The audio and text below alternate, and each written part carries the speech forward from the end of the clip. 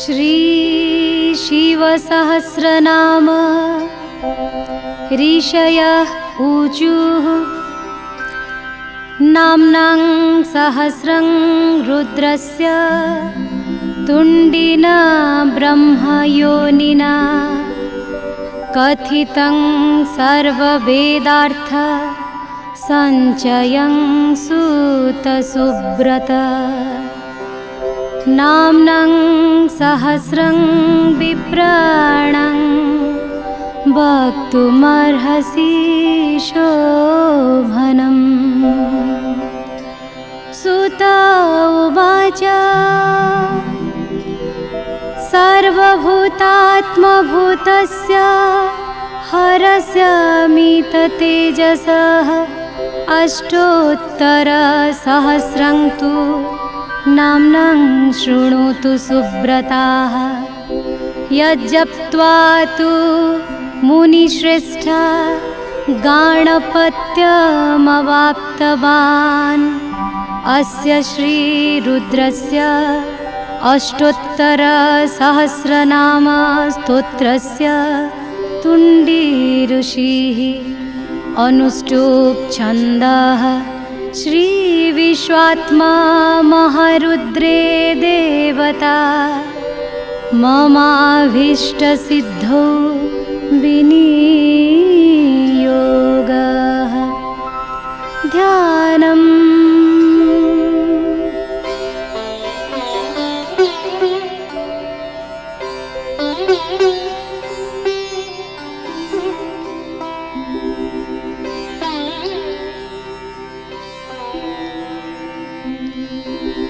ध्यायेयं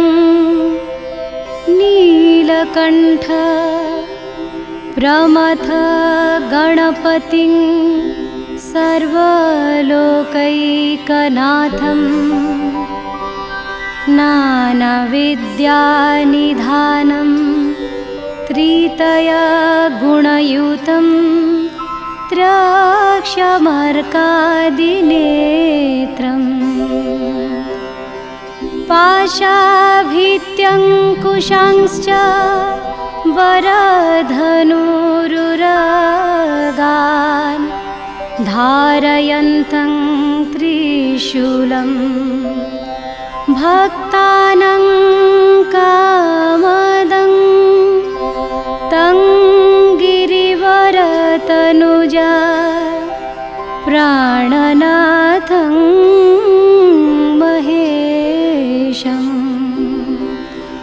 ॐ स्थिरः स्थाणुर्प्रभुर्भानु प्रवरो वरदो वरः सर्वात्मा सर्वविख्यात सर्वकरो भव।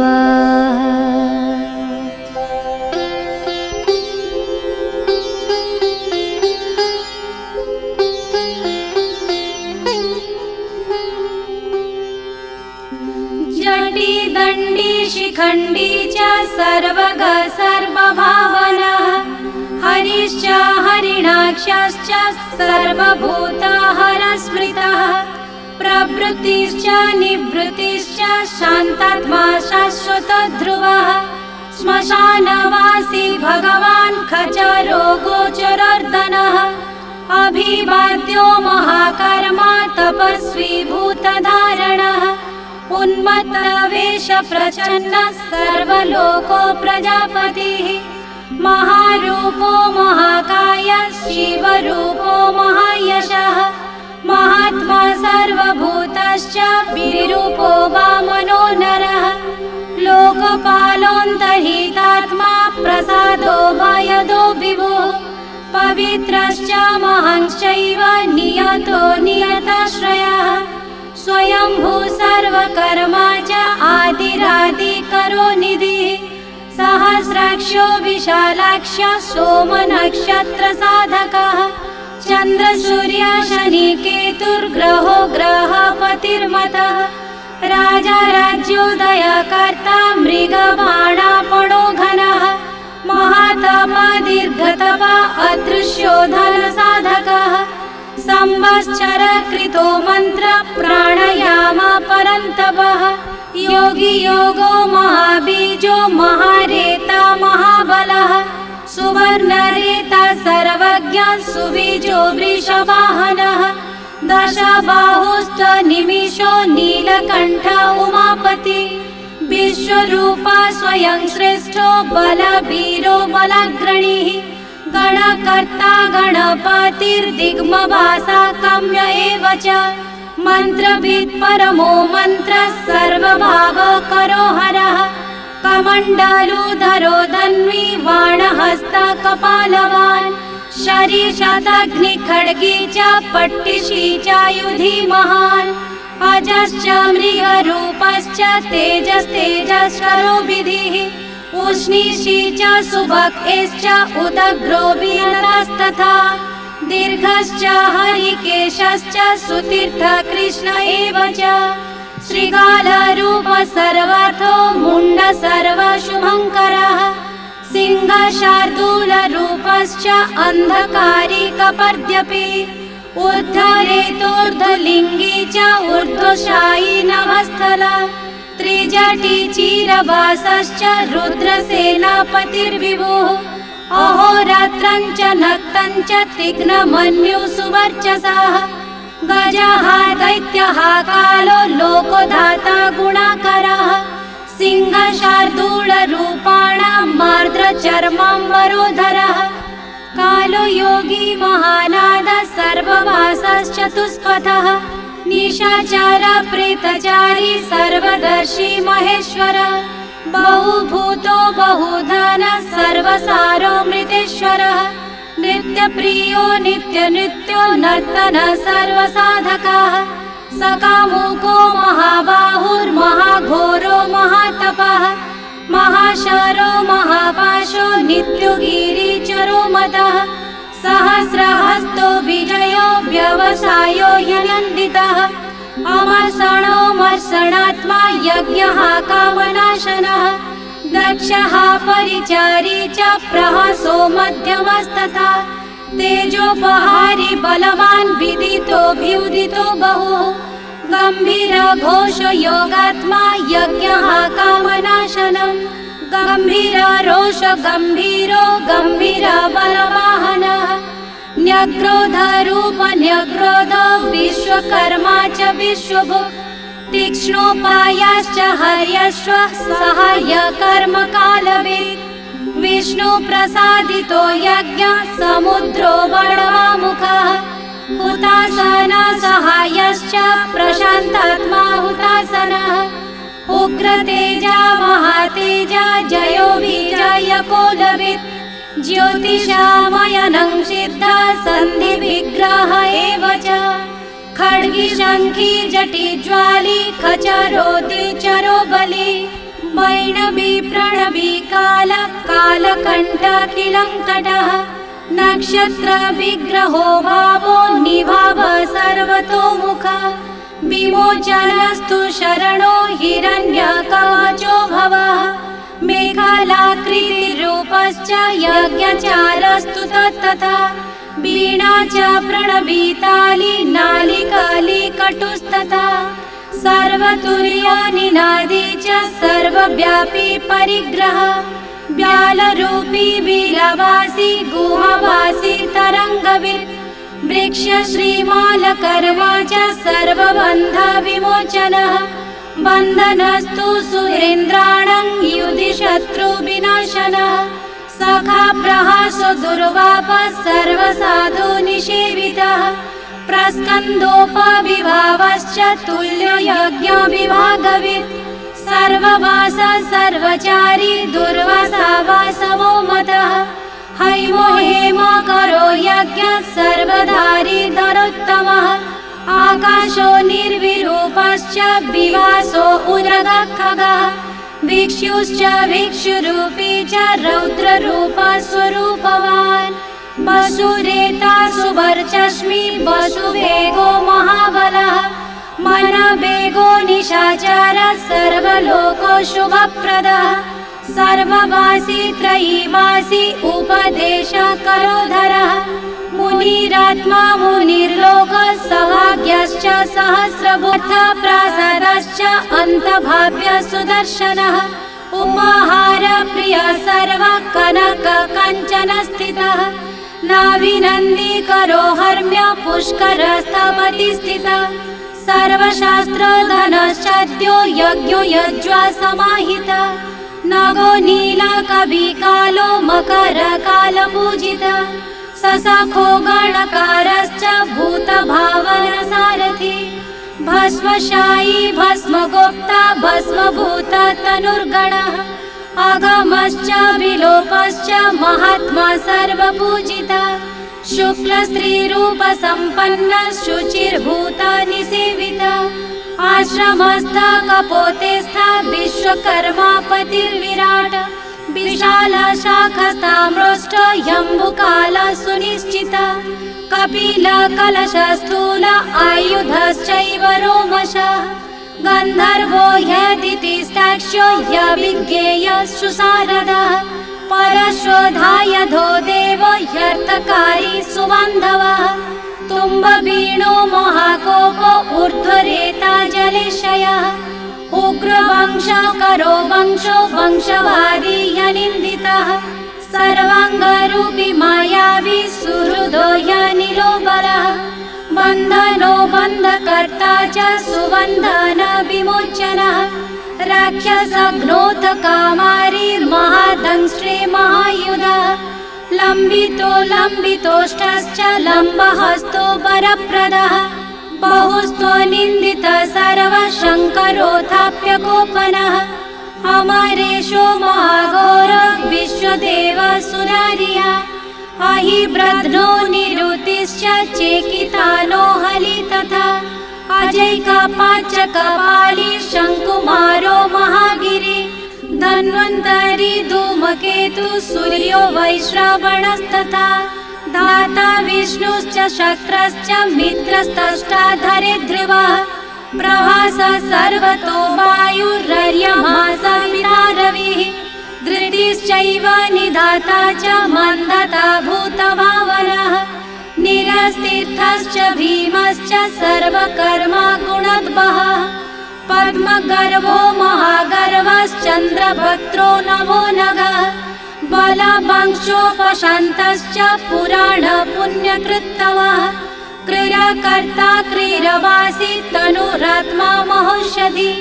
सर्वशय सर्वचारी प्राणश प्राणिनां पतिः देवदेव सुखश्चित्त सदसश्चर्वरत्नवित् कैलासस्ते गृहवासी हिमवान् गिरिसंश्रयः कुलहारी कुलकर्ता बहुवित्तो बहुप्रजाः प्राणेशो बन्धकी वृषो नकुलश्चादिकस्तथा ह्रस्वग्रीवो महाजानुरलालश्च महौषधिः सिद्धान्तकारी सिद्धार्थश्चन्द्रो व्याकरणो भवः सिंहनाद सिंहदंष्ट्र सिंहस्य सिंहवाहनः प्रभावात्मा जगत्काल ककम्पितरुष्टानुगः सारंगो भूतचक्राङ्ग केतुमाली सुबोधकः भूतलयो भूतपतिरहो रात्रो मकेमल वसुहृत् सर्वभूतात्मा निश्चल सुविदुर्बुधः असुभृत् सर्वभूतानां निश्चल चलविद्बुधः अमोघ संयमोरिष्ट भोजन प्राणधारणः धृतिमान् मतिमास्त्रक्ष्य सुकृतस्तु सुधाङ्पतिः गोपालो गोपतिर्ग्रामो गोचर्मा वसनोहरः हिरण्यबाहुश्च तथा गृहवासप्रवेशनः महामना महाकामश्चित्तकामो जितेन्द्रियः गान्धारश्च सुरपश्च तापकर्मरतहितः महाभूतो भूतप्रीतो ह्यप्सरो गणसेवितः महाकेतुर्धरा दाता नैकतानरतसरः आवेदनीय आवेद्य सर्वगश्च सुखावः तारणस्तारणो दाता परिधा परिपूजितः संयोगी वर्धनो वृद्ध गणकोथो गणाधिपः नित्यो धाता सहायश्च देवसुरपतिपतिः युक्तश्च युक्तबाहुश्च स्वदेवोऽपि सुपर्वणः आषाढश्च सुषाढश्च स्कन्धतो हरितो हर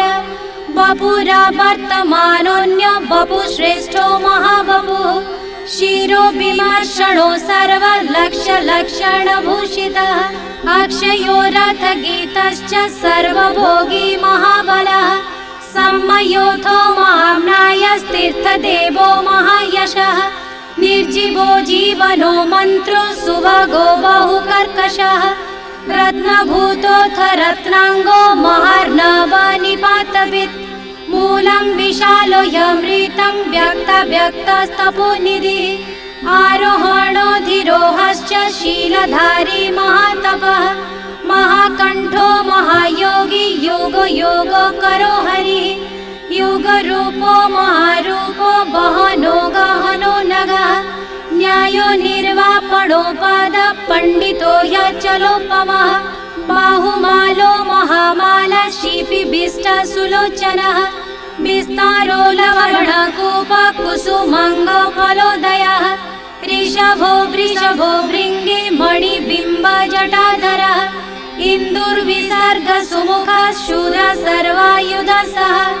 निवेदनसुधा जातः स्वर्गद्वारो महाधनः गिर्वाणोश्च विसर्गश्च सर्वलक्षणलक्ष्यवित् गन्धमाला च भगवान् अनन्त सर्वलक्षणः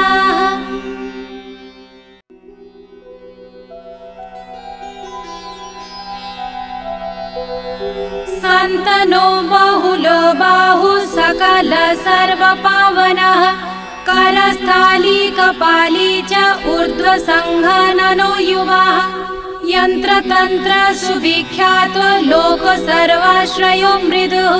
मुण्डो विरूप विकृतो दण्डिकुण्डी विकुर्वणम् पार्यक्ष ककुभो वज्री दीप्त तेजो सहस्रपात् सहस्रमूर्ध्ना देवेन्द्र सर्वदेवमयो गुरुः सहस्रबाहु सर्वाङ्ग शरण्य सर्वलोककृत् पवित्रं क्रीमधुमन्त्र कनिष्ठ कृष्ण पिङ्गलः ब्रह्मोदण्ड विनिर्माता शत्रुघ्न शतपाशदृक् बलाकाष्ठलवो मात्रा मुहूर्तो यपाक्षणः विश्वक्षेत्रप्रदो बीजं लिङ्गमाद्यस्तु निर्मखः सदा सद्व्यक्तमव्यक्तं पिता माता पितामहः स्वर्गद्वारं मोक्षद्वारं प्रजाद्वारं त्रिपिष्टवः निर्वाणहृदयश्चैव ब्रह्मलोकोपरागतिः देवासुर विनिर्माता देवासुरपरायणः देवासुर गुरुर्देवो देवासुर नमस्कृतः देवासुर महामात्रो देवासुर गणाश्रयः देवासुर गणाध्यक्षो देवासुर गणाग्रणीः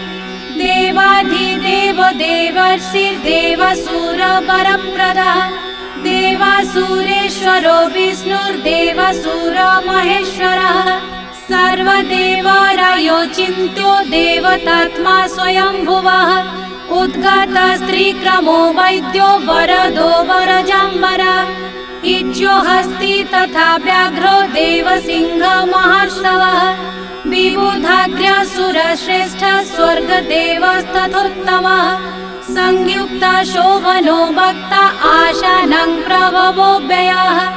गुरुकान्तो निज स्वर्ग पवित्र सर्ववाहनः शृङ्गे शृङ्गप्रियो बभ्रु राजराजो निरामयः अभिराम सुशरणो निराम सर्वसाधनः ललाटाक्षो विश्वदेहो हरिणो ब्रह्मवर्चसः स्थावराणां पतिश्चैव नियतेन्द्रियवर्तनः सिद्धार्थ सर्वभूतार्थो चिन्त्य सत्य शुचिव्रतः व्रताधीप परं ब्रह्म मुक्तानां परमागतिः विमुक्तो मुक्तकेशश्च श्रीमान् श्रीवर्धनो जगत् यथा प्रधानं भगवान्निति भक्त्यास्ततो मया भक्तिमेर्वा पुरस्कृत्य मया यज्ञपतिर्विभुः ततो यानुज्ञं प्रापेवं स्तुतो भक्तमतं गति तस्माल्लब्ध्वा स्तवं शम्भोर्नृपस्त्रैलोक्यविश्रितः अश्वमेधसहस्रस्य फलं प्राप्य महायशः गणाधिपत्यं सम्प्राप्तस्तुण्डिनस्ते यशः प्रभो यः पठत् शृणुयाद्दापश्रावयेत् ब्रह्मणा नघ अश्वमेधसहस्रस्य फलं प्राप्नोति वै द्विजाः ब्रह्मघ्नश्च सुरापश्च स्ते च गुरुतल्पगाः शरणागतघाती च मित्रविश्वासघातकः मातृः पितृः चैव वीरः भ्रूणः तथा संवत्सरक्रमात् जप्त्वा त्रिसन्ध्यं शङ्कराश्रमे देवमिष्टं त्रिसन्ध्यं च सर्वपापैः प्रमुच्यते इति श्रीलिङ्गमहापुराणे पूर्वभागे रुद्रसहस्रनामस्तोत्रं सम्पूर्णम्।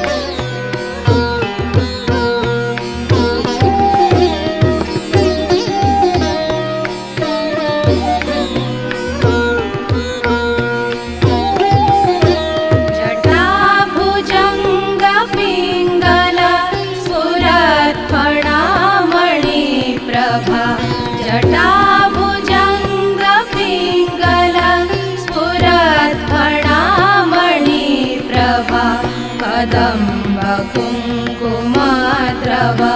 प्रलिप्तदिग्वधूमुखे कदम्बकुङ्कुमाद्रवा प्रलिप्तदिग्वधूमुखे मदान्धसिन्दूरस्फुरत् त्वगुत्तरीयमे तुरे मदान्धसिन्दूरस्फुरत् त्वगुत्तरीयमे तुरे मनोविनोदमाद्भुतं विभर्तु भूतभर्तरि मनोविनोदमाद्भुतं विभर्तु भूतभर्तरि ललाटचात्मरज्ज्वल धनञ्जय स्फुलिङ्गभा निपीतपञ्चसायकं नमानिलिम्पनायकं सुधामयूखलेखया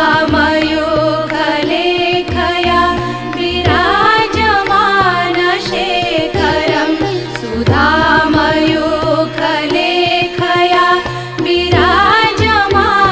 विराजमानशेखरं महाकपालि सम्पदे शिरोजटालमस्तु नः महाकपालि सम्पदे शिरोजटालमस्तु नः सहस्रलोचना प्रभृत्य शेषलेखशेखरं प्रसूनधूलिधोरणि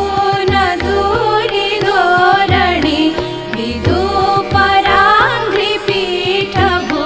भुजङ्गराजमालया निवातजाटजूटका श्रियै चिराय जायतं चकोरबन्धुशेखर श्रियै चिराय जायतं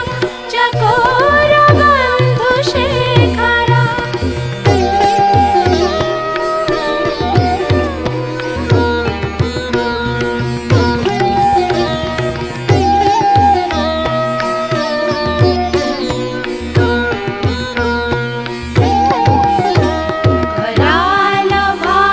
करालभालपट्टिका धग धग धग ज्वल करालभालपट्टिका धग धग धग ज्वल धनञ्जयायुतीकृत प्रचण्ड पञ्चसायके धनञ्जयायुतीकृत प्रचण्ड पञ्चसायके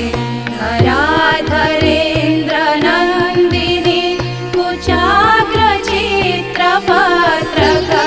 धराधरेन्द्रनन्दिनी कुचाग्रचित्रपत्रक प्रकल्पनैकशिल्पिनी त्रिलोचने रतिर्मम प्रकल्पनैकशिल्पिनी त्रिलोचने रतिर्मम नवीनमेघमण्डली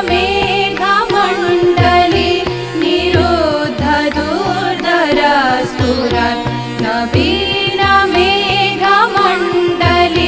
निरुद्धदुर्धरस्फुरत् निशीथिनीतमः प्रबन्धबद्धगन्धर निशीथिनीतमः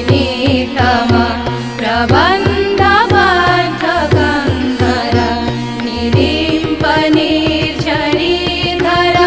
स्तनोतु कृतिसुन्दर निलिम्पनिर्झरीधर स्तनोतु कृतिसुन्दर कलानिधानवन्दित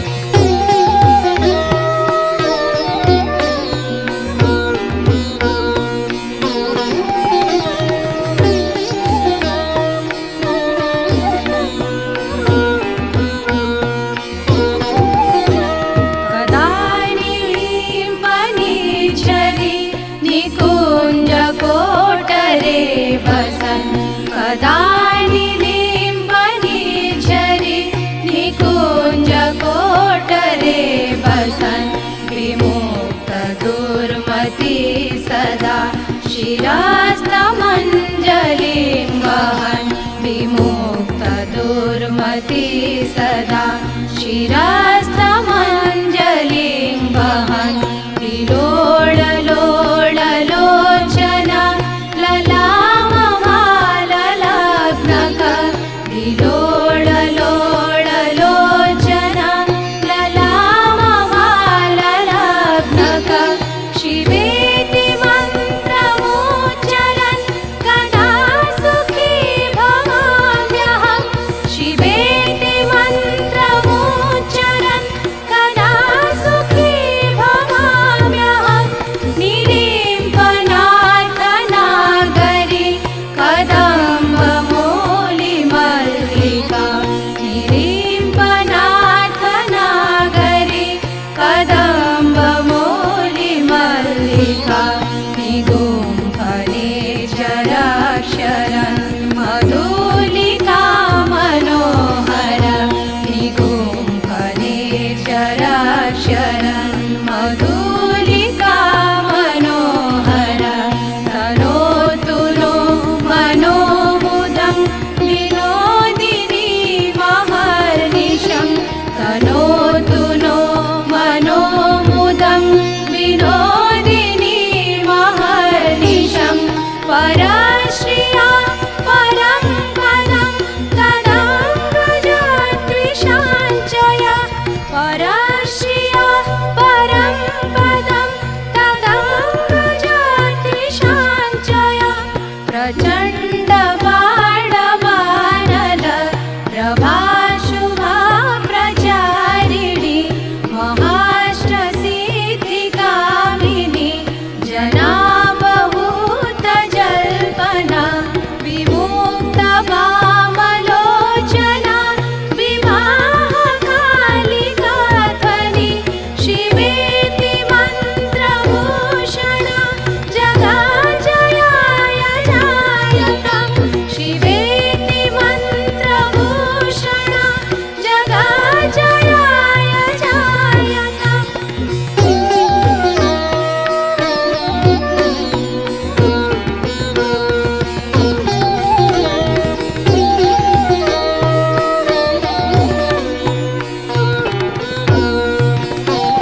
इमं हि नित्यमेव मुक्तमोत्तमोत्तमं स्तवम् इमं हि नित्यमेव मुक्तमोत्तमोत्तमं स्तवम् पठन् स्मरन् ब्रुवन्नरो विशुद्धिमेति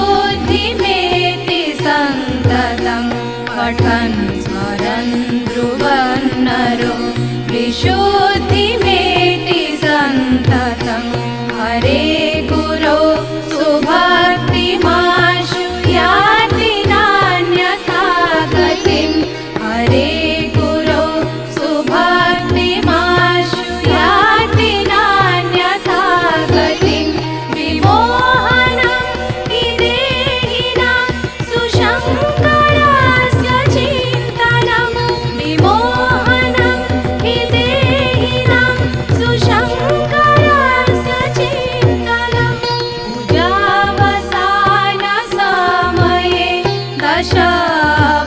दशवक्त्रगीतं या पूजावसानसमये दशवक्त्रगीतं या शम्भुपूजनमिदं